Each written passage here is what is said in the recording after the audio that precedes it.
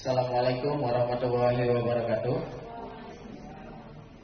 Oke, terima kasih Bapak Ibu atas kehadirannya pada pagi ini. Di sini kami ingin menyebarkan aksi nyata kami tentang budaya positif, ya, di mana saya dan Bu Hesti berkolaborasi untuk menyampaikan atau mengimbaskan apa yang kami dapat tentang modul 1.4, yaitu tentang budaya positif. Ya, sebelum masuk ke materi kami, ya, yang kedua, ada baiknya kita dengarkan kata sambutan dari Bapak Kepala UPT SD Negeri 064334. Pada Bapak kami persilakan. Ya, terima kasih. Pertama-tama, mari kita panjatkan puji dan syukur kepada Tuhan Yang Maha Kuasa, di mana pagi yang cerah ini kita dapat berkumpul di ruangan ini dalam keadaan sehat-sehat. Jadi kepada Bapak dan Ibu calon guru penggerak, besar harapan saya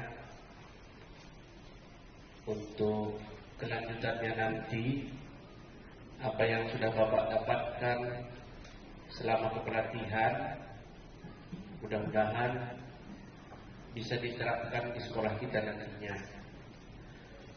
Mungkin selama ini ada teman-teman kita yang ada di SD 34, dia bukan calon guru penggerak, mungkin bisa-bisa saja akibat usia, ya, usia lebih dari 50 tahun. Saya sendiri, begitu juga yang lain, nggak diperbolehkan lagi jadi calon guru penggerak. Jadi dengan demikianlah kami berguru bagaimana sebenarnya seorang yang bakal mengajarkan kepada siswa-siswa kita, ya. Jadi oleh karena itu kepada Bapak dan Ibu berdua, besar harapan saya supaya tidak henti-hentinya, walaupun belum lagi selesai ibaratnya kegiatan untuk jadi guru penggerak, walaupun pada saat sekarang ini masih berada dalam pelatihan, tolonglah kepada kami, ya, guru-guru yang jadi guru penggerak, ya, kalau bisa tetap berkolaborasi, ya, sehingga apa yang Bapak dapatkan kami dapatkan juga, guru-guru yang ada di SD 064334. Itu juga yang masih muda, ya, yang hadir pada hari ini. Ibu yang sebelah kanan ini berdua, ya, masih muda, umurnya juga mungkin umur masih 17 itu, ya. 17 lebih, ya. Ya. Oleh karena itu, ya, tetaplah berguru walaupun waktunya belum lagi tepat. Mudah-mudahan hari-hari yang akan datang juga bisa menjadi calon guru penggerak nantinya, ya. Jadi mungkin itu adalah yang bisa saya sampaikan, nggak sampai 1 jam, ya. Mudah-mudahan kegiatan yang lain juga nanti bisa tepat waktu, sehingga nanti Ibu Esti, itu juga kepada Bapak Ridwan, ya, bisa berhasil. Itu doa kami, ya. Kami guru-guru yang ada di SD 34, kepala sekolah guru itu juga yang ada kegiatan praktek di SD 34, mendoakan supaya Bapak dan Ibu berdua supaya sukses. Tapi kalau udah sukses nanti jangan lupa dengan kami, ya. Jadi mungkin itu aja yang bisa saya sampaikan. Mudah-mudahan kegiatan pada hari ini bisa berjalan dengan baik dan lancar. Terima kasih. Oke, terima kasih kami ucapkan kepada Bapak Kepala UPT SD Negeri 064334. Selanjutnya untuk mempersingkat waktu, Bapak Ibu, kita langsung aja ke materi, ya, menyebarkan pemahaman dan pengalaman penerapan budaya positif yang akan disampaikan oleh Ibu Hesti. Pada Ibu, kami persilakan. Iya, terima kasih buat kesediaan Bapak dan Ibu. Terima kasih buat Bapak Kepala Sekolah yang sudah memberikan kata sambutannya. Sebenarnya semua guru-guru di sini sudah ada nilai dan perannya untuk CGP. Jadi bukan kami aja ya. Oke, sebelum kita memulai, kami mau menghidupkan konsentrasi kita semua. Kita berdiri dulu. Berdiri. Kami bukan mengajak untuk bernyanyi atau flu-flu, tapi kita sweet. Cari pasangannya masing-masing Bapak Ibu. Cari pasangannya, kita sweet biasa, ibu jari, telunjuk dan kelingking. Tapi bukan mencari mana yang menang, mana yang kalah ya. Sweetnya seperti ini contohnya. Pak Ridwan bikin jarinya 2, saya 2. Langsung cepat-cepat 4, 2 kali 2 4 gitu ya. Kali-kali. Nah, berkalian nanti ya. Oke. Yang menang angkat tangan, ada sesuatu. Yang manis-manis. Yang manis-manis. Ada sesuatu yang manis-manis berwarna merah. Bukan, jadi itu kalian cari mahasiswa yang kalah. Itu.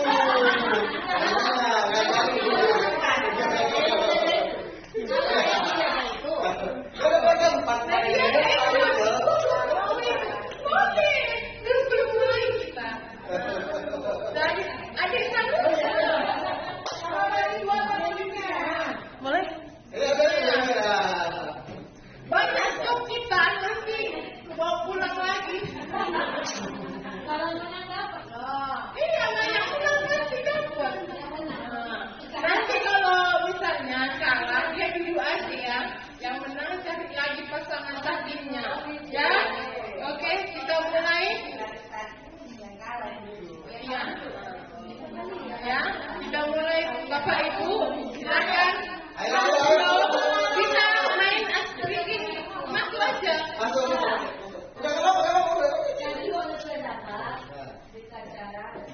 Iya, daftar absen. Ya, boleh kita mulai. Oke, 1, 2, 3, ya kita mulai. Isinya 17.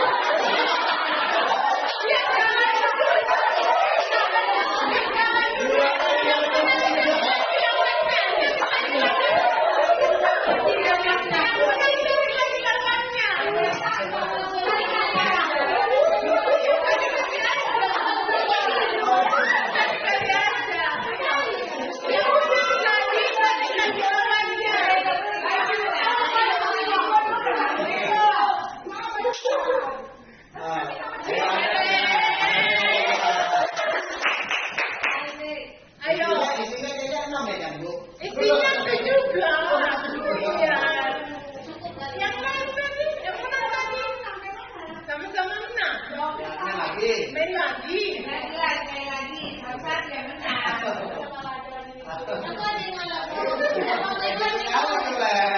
Oke, terima kasih. Tepuk tangan untuk kita. Boleh dibagikan Pak Ridwan, dapat aja semuanya. Nggak apa-apa ya. Jangan ngantuk, boleh dimakan-makan, semil-semil. Ada juga. Udah yang menang aja dapat, boleh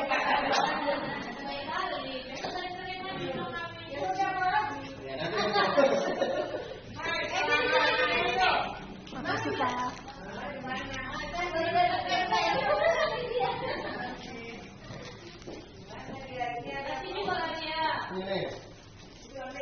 Hadiah terlambat.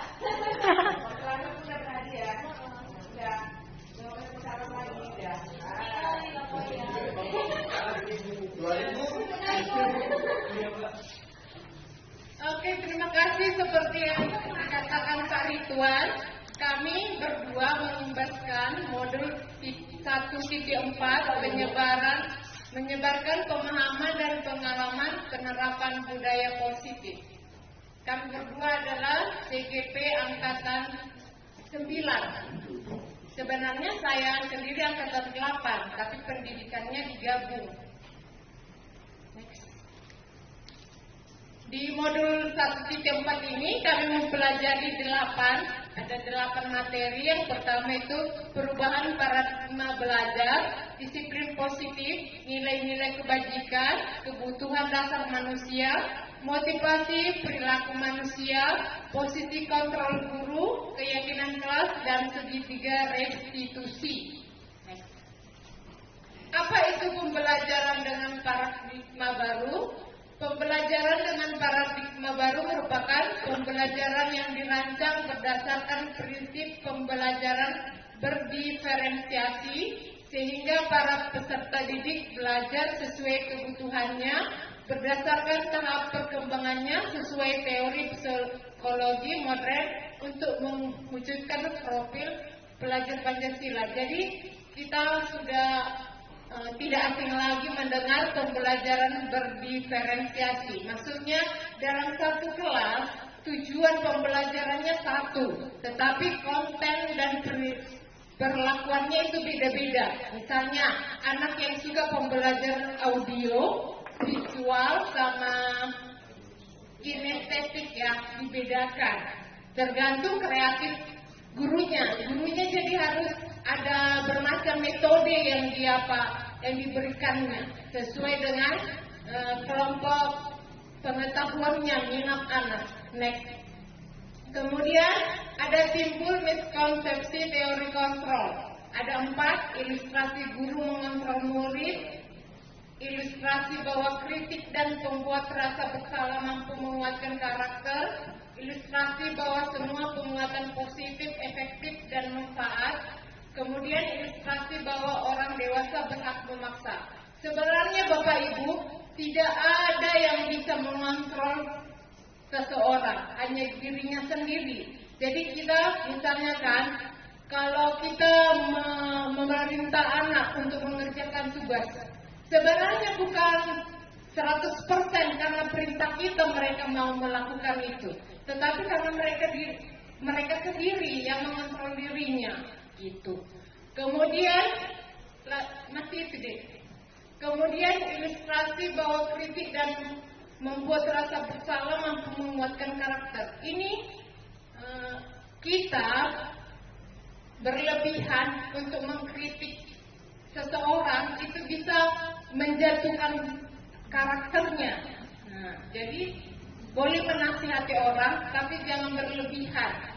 Kemudian ilustrasi bahwa semua penguatan positif, efektif, dan manfaat. Ini contohnya kan sering kita sama anak, kerjakanlah bang, abang pasti bisa, abang pasti mampu. Kalau begitu terus-terus kita bujuk, kita rayu supaya dia melakukan sesuatu, lama-lama dia bukan jadi pribadi yang kuat. Kalau tidak ada bujukan kita, mungkin dia tidak mau melakukan itu karena tidak berasal dari motivasi dirinya sendiri. Kemudian ilustrasi bahwa orang dewasa berhak memaksa. Tidak ada ya, tidak bisa memaksa. Kita tidak boleh memaksa kehendak kepada orang lain. Baik itu di pelajaran PKN pun tidak boleh kan, tapi kita harus mendengarkan pendapat orang lain, menerima dan menghormatinya. Kemudian next. Kemudian kita masuk disiplin positif. Apa itu disiplin? Disiplin berasal dari kata disiplin yang artinya belajar. Disiplin mengacu pada disiplin diri yang memiliki tanggung jawab terhadap apa yang dilakukan berdasarkan nilai-nilai yang diyakini. Kemudian disiplin positif merupakan salah satu cara penerapan disiplin yang bertujuan untuk menumbuhkan kesadaran serta memberdayakan peserta didik tanpa imbalan penghargaan, ancaman, atau hukuman. Jadi ini misalnya anak itu disiplin. Dia disiplin karena memang atas bawahnya dari dia sendiri. Tidak itu dari ancaman, hukuman, atau bujukan, penghargaan. Tapi pure dari dirinya sendiri. Kemudian sebagai pendidik, tujuan kita adalah menciptakan peserta didik agar memiliki disiplin diri sehingga mereka berperilaku mengacu pada nilai-nilai kebajikan universal dan memiliki motivasi intrinsik dalam perubahan perilaku ke arah yang lebih baik. Inilah tujuan kita sebagai pendidik. Kalau berbicara mengenai disiplin ini agak susah-susah ya Bu. Contohnya saya, sampai sekarang di kelas saya kasusnya masih ada anak yang selalu datang terlambat. Ibu Juna tahu itu siapa orangnya. Nah, mendisiplinkan itu susah kalau tidak ada motivasi dari dirinya sendiri atau kolaborasi dari keluarganya, dari lingkungannya. Next. Kemudian kita masuk ke nilai-nilai kebajikan. Kalau ini mungkin kita sudah tahu kan nilai kebajikan. Yang pertama itu ada dimensi profil Pancasila. Di situ juga tersirat ada nilai-nilai kebajikan. Yang pertama, beriman bertakwa kepada Tuhan Yang Maha Esa dan berakhlak mulia, kebinekaan global, gotong royong, mandiri, kreatif, dan bernalar kritis. Tahu kan semua Bapak Ibu lagunya kan? Profil pelajar Pancasila, kita nyanyikan ya. Semangat kita ya. 1, 2, 3, ya. Pelajar Pancasila beriman dan bertakwa pada Tuhan Yang Esa dan berakhlak mulia, berkebinekaan global, gotong royong, mandiri, kreatif dan bernalar kritis. Oke, terima kasih. Jadi nilai-nilai kebajikan ini nilai yang disepakati bersama, lepas dari suku bangsa, agama, bahasa maupun latar belakangnya. Kemudian ada juga nilai pada VIP, toleransi, rasa hormat, integritas, mandiri, menghargai, antusias, kerjasama, percaya diri, dan komitmen. Kemudian di keterampilan hidup adalah skill. Nilai kebajikannya dapat dipercaya, lurus hati, mendengar yang aktif, tidak merendahkan orang lain, dan memberikan apa yang terbaik dari diri. Contohnya sekolah kita, pasti ada nilai-nilai kebajikan sekolah kita kan? Disiplin, saling menghormati, terus apa lagi Bapak Ibu? Tanggung jawab, saling menghargai, kerjasama, mandiri ya kan? Iya. Next. Masuk kita ke kebutuhan dasar manusia. Apa itu kebutuhan dasar manusia? Kebutuhan dasar manusia adalah segala sesuatu yang kita lakukan untuk mendapatkan apa yang kita lakukan, memiliki tujuan tertentu, dan semua usaha terbaik yang kita lakukan adalah dalam rangka agar kebutuhan dasar kita terpenuhi dengan baik. Kita melakukan sesuatu itu pasti ada dorongannya kan. Misalnya kita bekerja untuk memenuhi kebutuhan hidup, itu contohnya. Ayo. Inilah 5 kebutuhan dasar manusia. Yang pertama, bertahan hidup, kasih sayang dan rasa diterima, kemudian penguasaan, kemudian kebebasan dan kesenangan. Anak-anak itu pun ini kebutuhannya sebenarnya. Makanya dia berbuat sesuatu itu pasti karena kebutuhannya itu tidak terpenuhi. Misalnya di sekolah dia, di kelas dia ribut-ribut. Ternyata di rumah dia butuh kurang kasih sayang. Makanya di kelas dia cari perhatian sama kawannya, sama gurunya. Kemudian dia juga ingin dilihat, aku loh berkuasa di kelas ini, aku loh paling hebat. Jadi kalian harus menghormati aku, kalian harus tunduk sama aku. Makanya dia melakukan sesuatu yang tidak kita inginkan. Kemudian kebebasan juga. Aku mau bebas. Pembelajarannya seperti ini Bu, gak suka aku ceramah, aku maunya ibu praktek ini gitu. Kebebasan itu ya yang dibutuhkan siswa. Kemudian kesenangan, dia butuh waktu pembelajaran itu diselingi bermain games, bisa ketawa-ketawa sama-sama. Jadi inilah merupakan 5 kebutuhan dasar manusia termasuk peserta didik kita. Next. Selanjutnya saya persilakan Pak Ridwan. Oke, terima kasih. Ada juga bagian saya rupanya. Ini sampai habis Bu? Habis ini? Iya. Habis. Oke. Biar jangan lama-lama ya. Oke, terima kasih untuk kesempatannya. Selanjutnya motivasi perilaku manusia. Jadi motivasi perilaku manusia itu ada 3 ya Bapak Ibu ya. Yang pertama untuk menghindari hukuman atau ketidaknyamanan. Ya, kemudian yang kedua untuk mendapatkan imbalan atau penghargaan dari orang lain.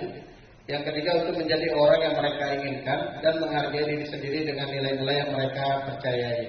Nah, jadi setiap kita untuk melakukan sesuatu pasti ada motivasi atau latar belakangnya. Kenapa kita harus melakukan itu?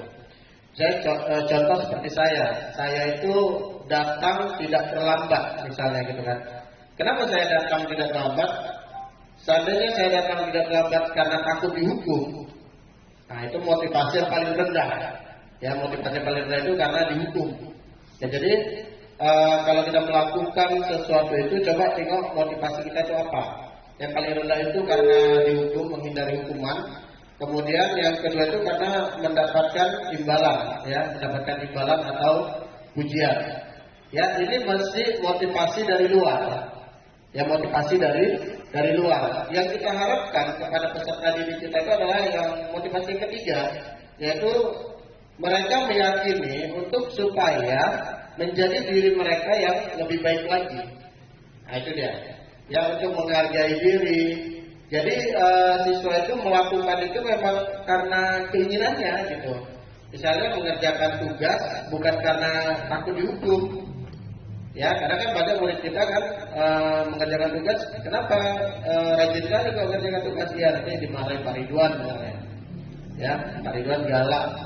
Kalau PR nggak jam 1 hilang kuping sebelah katanya kan. Saking galaknya, istilahnya garangnya itu. Nah, jadi dia takut takut kena hukuman, jadi kerjakannya itu kita ganti supaya bagaimana siswa itu mau melakukan perbuatannya itu memang berdasarkan dari dirinya. Ya, memang itu dari motivasi dari dirinya, karena memang aku harus melakukan ini. Inilah yang terbaik untuk aku. Belajar itu memang aku butuh belajar. Bukan karena disuruh mama, bukan karena ke sekolah itu dapat uang jajan, ya, tapi memang ini kebutuhanku. Nah, di sinilah motivasi perilakunya ya. Jadi sama seperti kita juga kerja, ya kan, kerja, lalu motivasi kita melakukan sesuatu itu biasanya kalau nggak dapat sanksi, ya dapat imbalan, ya kayak gitu kan. Nah, tapi kita rubah karena energi positif kita itu pasti mengalir juga ke anak-anak kan. Jadi kalau memang kita mengerjakan tugas dari hati karena memang motivasi diri kita, pasti itu mengalir ke anak-anak pun juga akan melakukan motivasinya itu sesuai dengan keinginan mereka ya. Itu disebut dengan motivasi internal. Nah, ini yang akan kita tumbuhkan, motivasi internalnya. Jadi jangan anak-anak itu disuruh piket karena ada kita. Nah, kan sering gitu kan. Termasuklah saya dulu. Kalau Pak Ridwan yang nggak ada, udah cabut semuanya, nggak ada yang piket. Nah, disinilah kita upayakan memang ada motivasi dari internalnya ya. Oke, next. Ya, ini ya bedanya hukuman, konsekuensi, dan restitusi. Jadi ada 3. Saya baru belajar juga. Saya tahunya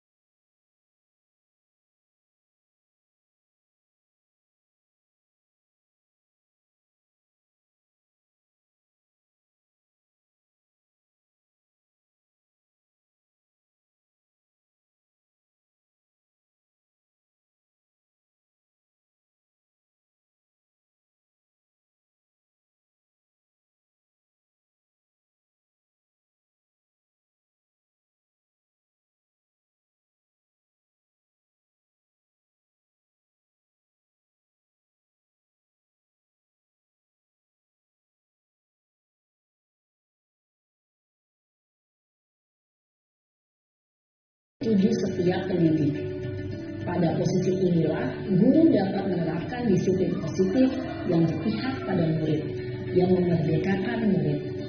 Perjalanan seorang pendidik tentunya tidak mudah untuk sampai pada posisi seorang manajer. Namun, tujuan kita pasti, yaitu menciptakan murid-murid yang mandiri, merdeka, dan bertanggung jawab.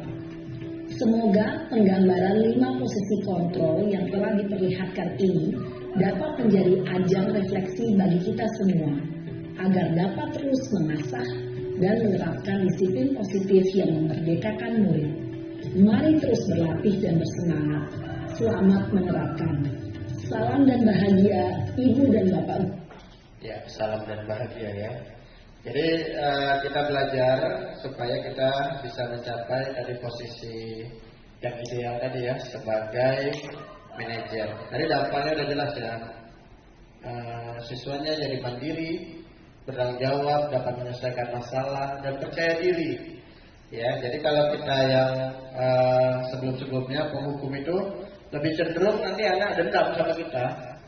Ya, kalau zaman-zaman dulu oke lah, anak mesti takut ya sama guru. Ya, cuma sekarang anak-anak nekat sekarang ya.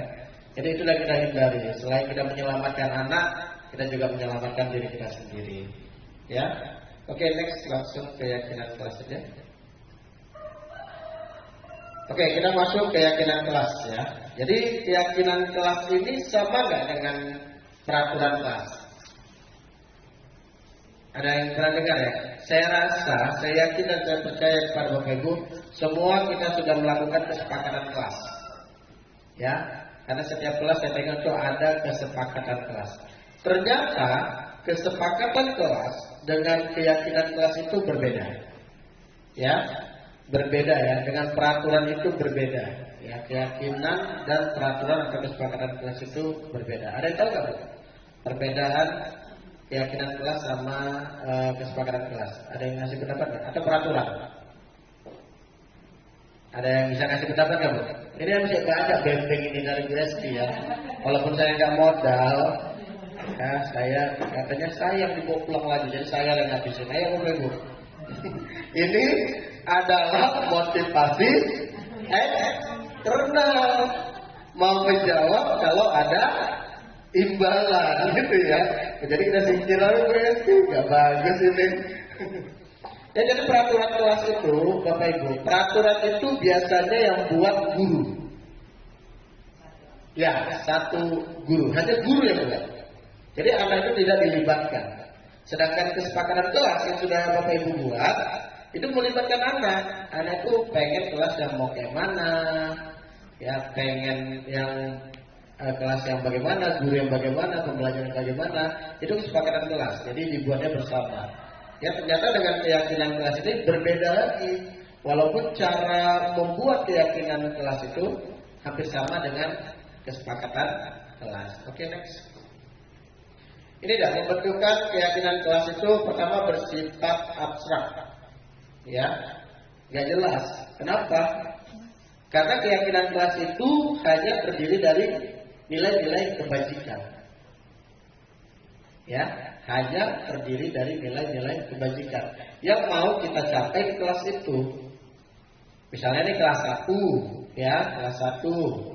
Kelas 1 itu apa yang mau dibuat keyakinan kelasnya situ? Misalnya gurunya ini pengen, anaknya ini pengen berbagi. Ya, dan dibuat aja keyakinan kelasnya itu berbagi. Ya, jadi kalau udah dibuat dia dalam bentuk nilai-nilai kebajikan berbagi, jadi anak-anak itu tahu apa yang mereka harus lakukan dan apa yang mereka tidak lakukan. Seandainya kalau kita buat kesepakatan kelas, ini misalnya Bu Ami ini pengen anaknya mau berbagi, dibuatlah kesepakatan kelas berbagi makanan kepada temannya, misalnya. Cuman itu aja peraturannya dibuat Bu Ami. Rupanya kawannya nggak mau pensil, mau minjam nggak dikasih. Yang dikasih kan cuma makanan aja, Bu. Pensil kan nggak ada yang tulis di situ kesepakatan kelasnya. Nah, itulah dia bedanya dengan keyakinan kelas. Jadi kalau dia hanya dibuat nilai kebajikannya, ya berbagi, jadi semua yang tersangkut paut tentang berbagi, itu pasti dilakukan siswa kita. ya, berupa pernyataan universal ya tadi nilai kebajikan. Sedikit aja agar mudah diingat, ya, gak usah banyak-banyak. Keyakinan kelas itu gak usah banyak-banyak. Jadi kalau keyakinan kelas saya itu menghormati orang lain biasanya ya, saya sudah buat di kelas saya sekitar seminggu yang lalu, ya, beberapa minggu yang lalu lah mungkin ya saya sudah buat. Mereka membuat bahwasannya kelas itu memiliki keyakinan untuk menghormati orang lain, menghargai diri sendiri, disiplin, ya, tanggung jawab. Jadi dia yang berupa nilai-nilai kebajikan dan sedikit aja, nggak sampai banyak. Kenapa? Agar mudah diingat sama anak-anak, ya. Kemudian disesuaikan dengan kondisi kelas dan sekolah sehingga mudah diterapkan. Yang simpel-simpel aja. Apa yang mau kita buat anak itu menjadi yang seperti apa, nilai kebajikannya, keyakinan kelasnya kita buat ya. Kemudian dilibatkan saat membuat keyakinan kelas semua warga kelas atau sekolah. Jadi membuat keyakinan kelas itu semua harus dilibatkan. Karena kalau semua dilibatkan biasanya lebih muncul rasa tanggung jawab biasanya ya. Ya kalau dilibatkan. Oke, next. Oke, ini kita masuk yang segitiga restitusi. Jadi untuk melakukan posisi kita sebagai manajer tadi, kita harus melakukan yang namanya segitiga restitusi. Segitiga restitusi ya Bu, bukan segitiga biru. Itu buat kue ya. Apa itu segitiga restitusi? Tepuk-tepuk. Apalagi kalau segitiga pengalaman Bu, lebih bahaya ya. Saya nggak aman-aman itu muncul 4 7 ya, 7 yang berhasil keluar 4 karena nggak pakai. Jadi di sekolah kita pakai lah segitiga restitusi ya. Segitiga restitusi itu apa? Suatu proses dialog yang dijalankan oleh guru agar dapat menghasilkan murid yang mandiri dan bertanggung jawab. Cuma itu aja Bu, mandiri dan bertanggung jawab. Jadi mereka paham apa yang mereka lakukan dan mau memperbaikinya, itu bertanggung jawab. Ya, jadi di dalam segitiga restitusi itu ada yang pertama menstabilkan identitas. Yang kedua validasi tindakan yang salah. Yang ketiga menanyakan keyakinan. Maka sebelum kita laksanakan segitiga restitusi ini, kita harus sepakatan dulu keyakinan kelas kita dulu. Ya, apa keyakinan kelas kita? Kita apa yang kita inginkan dari siswa itu di kelas itu? Kita buat dulu keyakinannya. Dan nanti ada masalah kita lakukan ya dengan segitiga restitusi. Apa tadi? Yang pertama menstabilkan identitas. Yang kedua validasi tindakan yang salah. Yang ketiga menanyakan keyakinan. Oke, next. Apa itu menstabilkan identitas? Berdasarkan prinsip membuat kesalahan adalah bagian dari proses pembelajaran, ya, itulah kita belajar. Ya, menstabilkan identitas itu dari identitas dia yang gagal kita balikkan kepada identitas dia yang benar. Maka kata-katanya nggak apa-apa nak salah. Semua orang pasti punya kesalahan. Semua orang pasti pernah melakukan kesalahan. Ya itu apa? Supaya dia menenangkan identitas dia tadi yang gagal. Ya kadang kan anak udah salah kita pojok-pojok lagi. Jadi merasa dirinya itu macam kayak apa ya? Bersalah apa? Memang kau lah buat yang kerongnya gitu, yang salahnya. Tapi di sini nggak boleh. Kita harus menstabilkan identitasnya. Kenapa? Karena melakukan kesalahan itu adalah proses dari pembelajaran. Ya, jadi kata-katanya itu berbuat salah itu wajar nah. Ya itu kata-katanya. Tidak ada manusia yang sempurna. Kemudian Bapak Ibu juga pernah melakukan itu. Ya, tapi jangan ya tengok-tengok pula lah ya kan. Nanti kesalahannya nyontek, Bapak Ibu pernah nyontek. Jangan juga lah ya kan, tengok-tengok salahnya ya.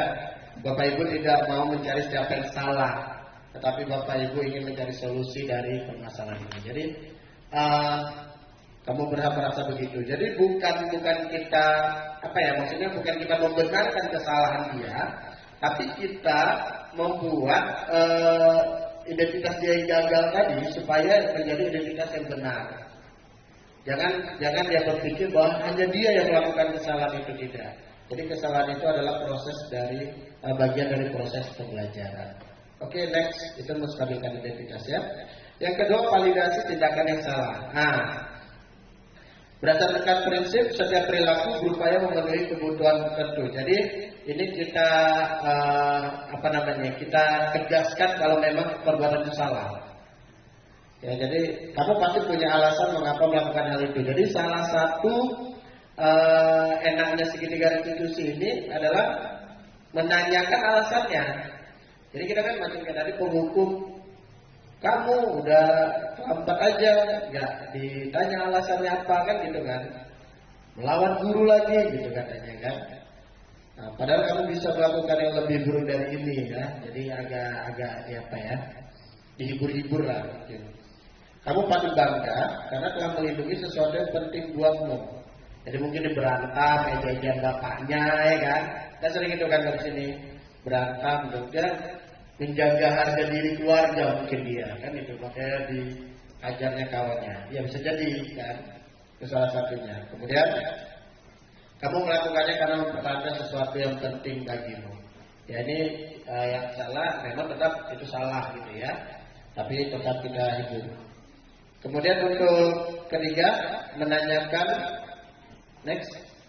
keyakinan. Nah ini proses yang ketiga ya, menanyakan keyakinan.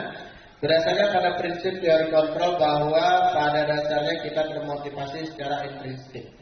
Jadi kita mau anak-anak ini supaya melakukan hal sesuatu itu memang karena dari dalam ya, atau dari motivasi dari dirinya sendiri. Jadi kita tanyakan apa keyakinan kelas kita. Jadi harus ada keyakinan kelas kita juga. Dan kemudian nilai-nilai apa yang telah disepakati bersama. Seperti apa gambaran sebuah kelas yang ideal menurut kamu. Kamu ingin menjadi orang yang seperti apa. Jadi nanti dari sini menanyakan keyakinan akan timbul solusi yang keluar dari dirinya ya. Jadi ada permasalahan, pasti ada solusi yang harus diperbaiki ya, solusi atau pemecahan masalah gitu ya. Oke, Bapak Ibu, demikian untuk pemaparan kali ini. Terima kasih atas waktunya, kurang lebih 90 menit ya. Kita mulai jam 9 tadi ya. Ya, 90 menit. Sebelum ditutup ada pertanyaan? Atau mau nengok contoh kami segitiga restitusi? Oke, silakan.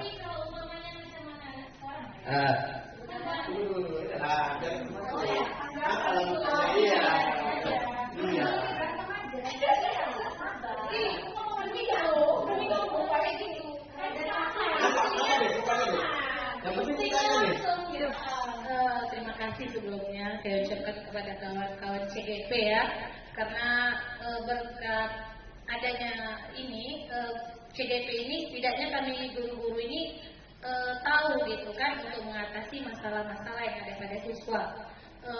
Mungkin ya karena kesalahan kita sebagai guru juga dan sebagai orang tua, makanya banyak penyimpangan seperti kasus LGBT, kayak gitu lesbian, kayak gitu. Ini paling mirip sekali begal-begal itu kan anak-anak di bawah umur kan. Jadi yang ingin saya tanyakan, ada nggak kasus-kasus yang sudah kawan-kawan atasi gitu kan, dan kami ingin melihat bagaimana menanganinya gitu ya. Nah, mungkin itu saja.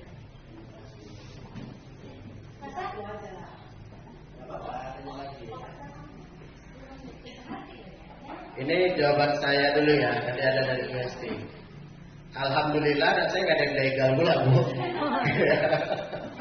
Nggak ada yang begal. Jadi memang untuk kasus-kasus yang sering terjadi di kelas saya mungkin terlambat lah ya. Terlambat, yang mengerjakan PR, berantem. Itu saya sudah praktekkan di 2 kasus, itu nanti akan ditayangkan. Ada yang terlambat dan yang berantem, walaupun hanya acting.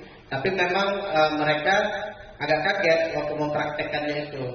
Bapak cuma gitu aja, ada hukumannya. Enak aja kayak gitu Pak, dibilang gitu kan. Kami jadi sadar, dibilang gitu kan. Jadi kami istilahnya supaya memperbaiki diri, dibilang gitu. Karena apa? Karena ditanya alasannya. Waktu dia melakukan kesalahan itu tanya alasannya.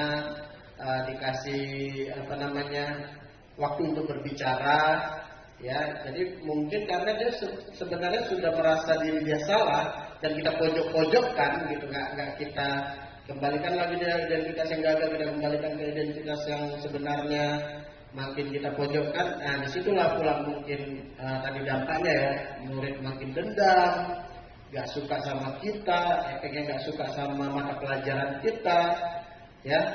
Nengok kereta kita ya benci kali nengok kereta bapaknya, sampai kan gitu dia kan. Nah, jadi selama ini memang agak efektif ya untuk yang segitiga restitusi. Tapi memang pernah saya tanya sama pasien saya, gimana Bu kalau dibuatnya lagi, hidup-hidup dibuatnya lagi? Memang kejadiannya nggak pernah. Kalau memang dia ada dari dalam dirinya itu pasti dia berubah.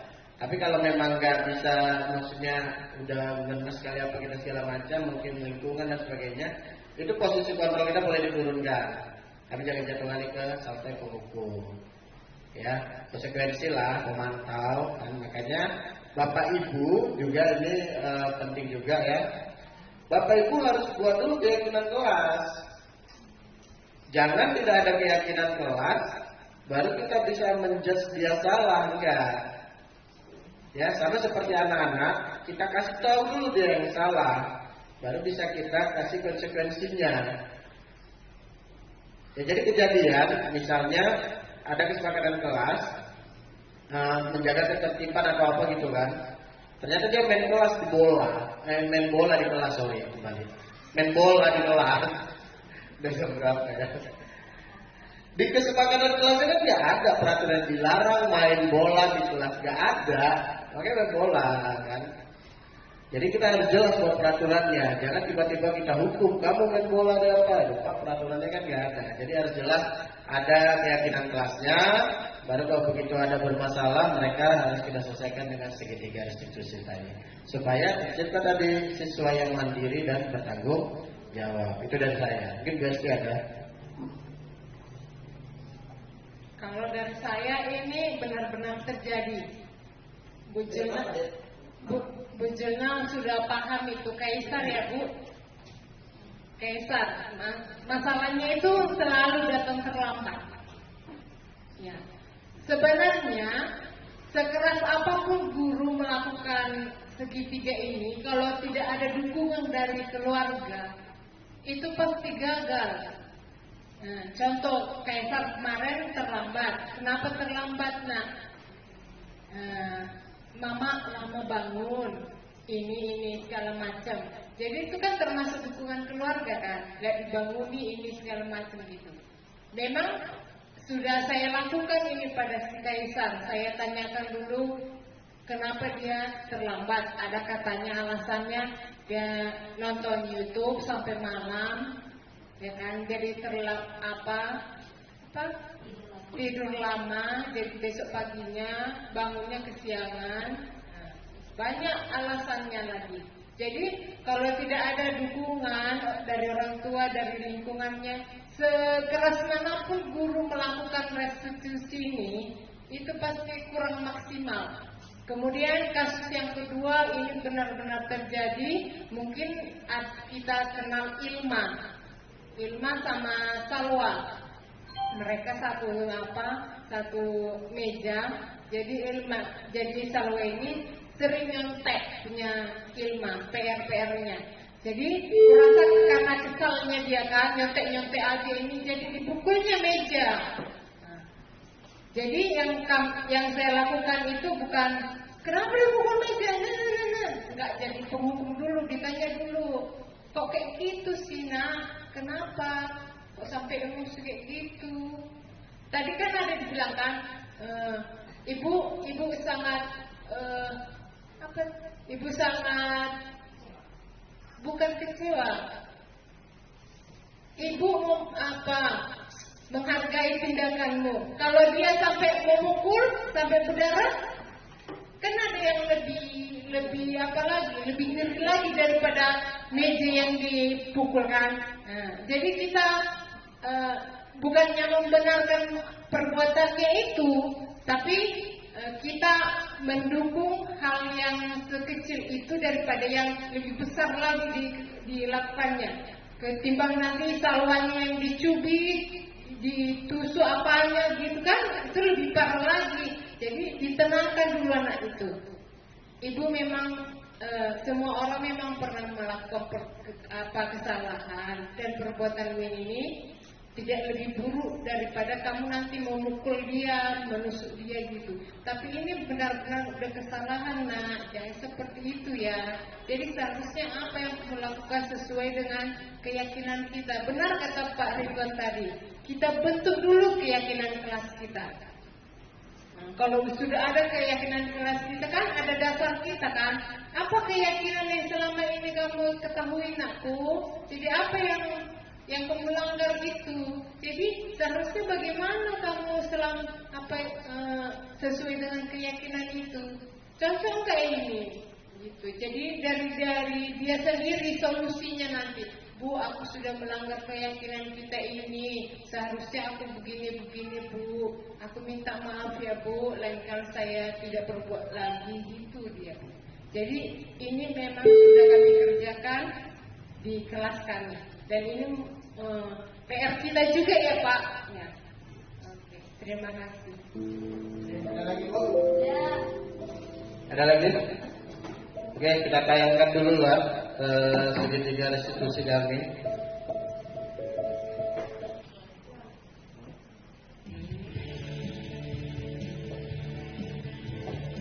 Ini biasa ya, Bu ya. Saran dan kritik komentar langsung di YouTube aja ya, jangan langsung sama saya.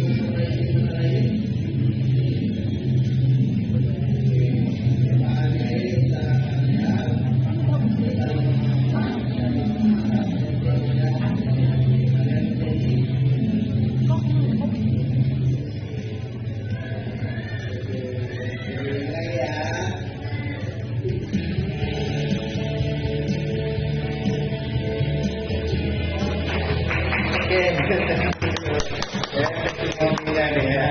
Langsung aja punya Bu Esti, boleh. Kalau testimoninya nggak salah dia.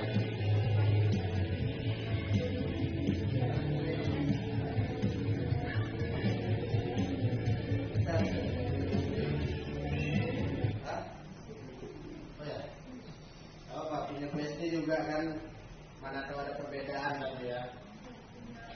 Jadi kalau menurut instruktur modul 1-4 ini ternyata boleh 3 institusi itu ada satu yang tidak dilaksanakan bisa.